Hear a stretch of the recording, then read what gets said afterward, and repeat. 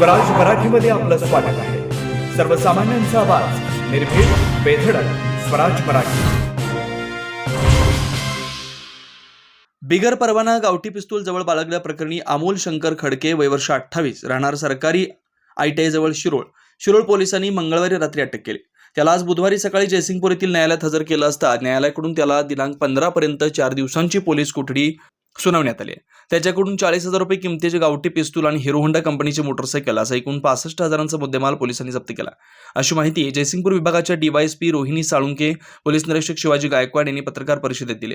याबाबत अधिक माहिती अशी की मंगळवार दिनांक 11 रोजी रात्री शिरोळ पोलीस ठाण्याचे पोलीस निरीक्षक शिवाजी गायकवाड यांना गोपनीय खबऱ्यामार्फत अमोल खडके हा विनापरवाना गावठी पिस्तूल स्वतःजवळ बाळगत असल्याची माहिती मिळाली होती। तसेच तो आज सदर गावठी पिस्तुलाची विक्री करण्यासाठी शिरोळमधील घालवाड फाटा येथे येणार असल्याची माहिती मिळाली होती।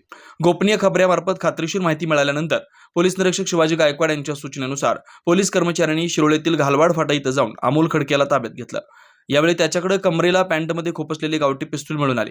पोलिसांनी माहिती विचारल्यानंतर तो उडवाउडवीची उत्तर देऊ लागला। त्याच्याकडे हत्यार परवाना आहे का याबाबत चौकशी केल्यानंतर त्याने कोणताही हत्यार परवाना नसल्याचं सांगितलं।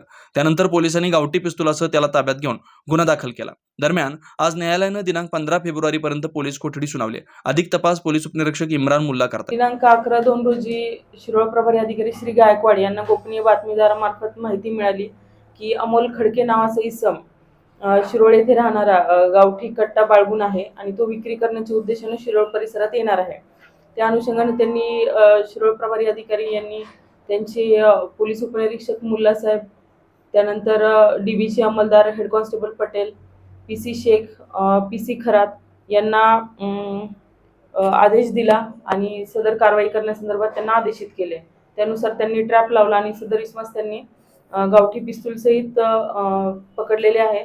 त्या अनुषंगाने शिरोळ पोलीस स्टेशनला आर्म्स ऍक्ट प्रमाणे गुन्हा दाखल आहे। आज रोजी त्याला कोर्टामध्ये हजर केले असता 15 तारखेपर्यंत त्याला पोलीस कस्टडी दिलेली आहे।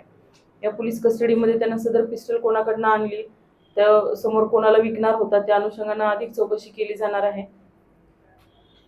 आणि सदर कारवाईबद्दल मी शिरोळ पोलिसांची पूर्ण टीम आणि शिरोळ पोलिसांचे प्रभारी अधिकारी यांचं अभिनंदन करतो।